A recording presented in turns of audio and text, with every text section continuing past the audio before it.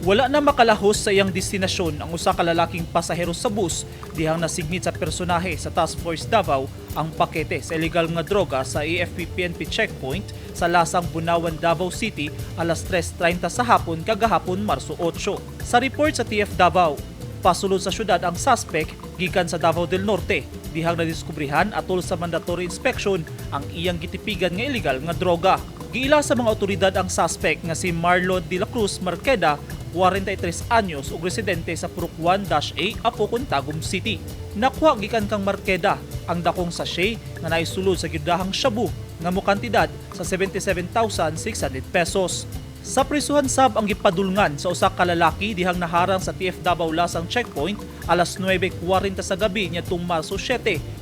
Kinsa nagtipig sab og illegal nga droga nga iyang gisulayan og palusot pasulod sa syudad.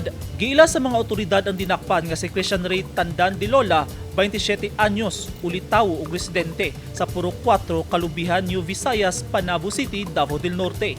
Na-recover gikan sa posisyon ni de Lola ang ituhang marijuana nga nitimbang og 1.45 gramos.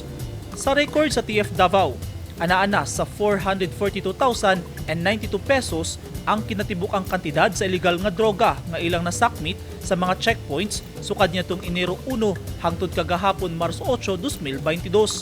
Busa, padayon ang awhag sa TF Davao ug DCPO sa publiko nga makikooperar kanila aron magmalig-on ang pagpatuman sa seguridad sa syudad. Eugene Pinutan, Newsline Philippines. Stay safe